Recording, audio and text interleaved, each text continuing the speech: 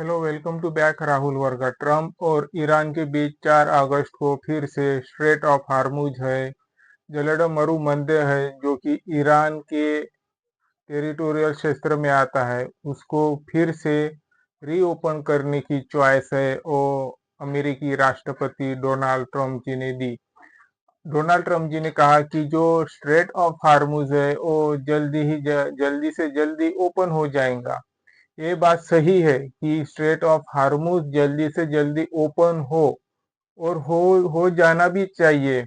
पर अमेरिकी राष्ट्रपति डोनाल्ड ट्रम्प जी ने अगर और चेतावनी दे दी है ईरान को, अगर ये स्ट्रेट ऑफ हार्मुज फिर से रीओपन नहीं हो जाता है तो ईरान को मिलिट्री जो उनके सैन्य है, एयर मिसाइल्स है, जो उनके मिलिट्री एयरबेस है, वो उन पर हमला कर सकते हैं या नहीं कर सकते। देखिए, जो स्ट्रेट ऑफ हार्मुज है वो ईरान के टेरिटोरियल के मतलब राज्य क्षेत्र में आता है या समंदर क्षेत्र में आता है। तो ईरान जो चाहे वो अपना ले, क्योंकि ईरान और अमेरिका दोनों भी सार्वभौमिक देश है और उन्हें अपनी देश की स्वतंत्रता के लिए जो कदम उठाने चाहिए वो कदम उठाने चाहिए वो उठाने ही चाहिए। क्योंकि जो स्ट्रेट ऑफ हार्मुज है वो सिर्फ ईरान तक ही सीमित है और ईरान तक ही टेरिटोरियल के अंदर आता है और उनका जो दावा है वो कर सकते हैं। पर ईरान ने भी सबके लिए जो स्ट्रेट ऑफ हार्मुज है वो ओपन कर देना चाहिए, ना ही अमेरिके के जो सैन्य अभ्यास है, जो उनका ट्रेड व्यापार है समंदर से, जो कि स्ट्रेट ऑफ हार्मुज से आते जाते हैं, ना ही उन्हें रोकने की पाबंदी लगाए।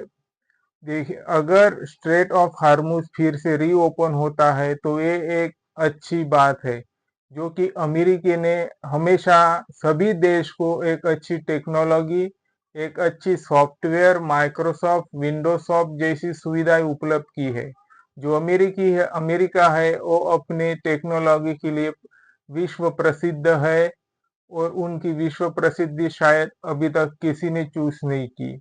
फिर चाहे वो एयरबेस रहो, मिलिट्री रहो, नेवी बेस रहो और अन्य सॉफ्टवेयर जैसी जो कंपनियां है वो उनमें अग्रसर रही है। वही अगर ईरान की बात देखें तो ईरान में भी जो नेचुरल रिसोर्सेस है, माइन रिसोर्सेस है, जैसी ऑयल्स जैसी जो खनिज है, वहां पे बहुत बड़े पैमाने पे ऑयल का आयात निर्यात होता है। तो इसीलिए हमें यही रिक्वेस्ट करना चाहिए कि इस जो मसला है इसको और ज्यादा ना बढ़ा दे, युद्ध स्तर की बातें ना हो। वैसी तो भी ईरान एक सार्वभौम देश है और बाबा साहब ने ही कुछ शब्द कहे थे, जब तक आदमी जब तक आदमी सहता है उस पर और सहनशीलता डाली जाती है। जब आदमी की सहनशीलता खत्म हो जाती है वो उठकर खड़ा हो जाता है। यही बात ईरान ने अमेरिका को बहुत सुंदर तरीके से प्रति उत्तर दिया और जो अमेरिका के मिसाइल्स है, बैलिस्टिक मिसाइल्स है, अर्सेनल है, उन्हें डिप्लेटेड कर दिया, कम कर दिया। तो इसीलिए अगर हम किसी भी देश के ऊपर अपनी दावेदारी थोपने की कोशिश करेंगे तो उसका खामियाजा हमें भुगतना पड़ेगा।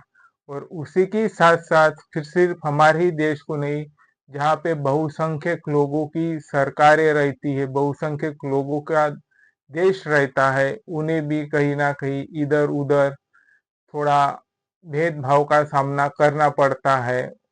वैसे ही हमारे भारत में भी देखे तो हिंदू क्रिश्चियन मुस्लिमिटी रहती है। तो हम यही अपेक्षा करते हैं कि इसको सिर्फ क्रिश्चियनिटी मुस्लिमिटी के तौर पर ना देखा जाए। इससे कैसी है, भारत पर इम्पैक्ट गिर सकता है, क्योंकि भारत में भी क्रिश्चियनिटी है, मुस्लिम्स है। तो इसीलिए जो हमें इस जो एग्रीमेंट है, जो वायोलेशन चल रही है ईरान यूनाइटेड स्टेट के बीच, इसे हमें सिर्फ यूनाइटेड अमेरिका और ईरान के देश को ही देखना चाहिए, न ही किसी फ्रीडम ऑफ रिलीजियस को। क्योंकि हम फ्रीडम ऑफ रिलीजियस को देखेंगे तो धर्मों की जो कड़ी रहती है वो बहुत नाजुक होती है।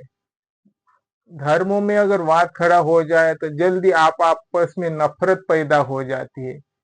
इसीलिए अमेरिका ने भी ईरान के ऊपर ज्यादा प्रेशर ना करे, और ईरान ने भी जो अमेरिका का जो गतिविधियां होंगी स्ट्रेट ऑफ हार्मुज से आने जाने की, उसको भी ओपन कर दे, जो कि सबके लिए होता है। इसी में ही सबको अच्छाई का रास्ता ही अपनाना चाहिए, फिर चाहे वो ईरान हो या कोई भी देश हो।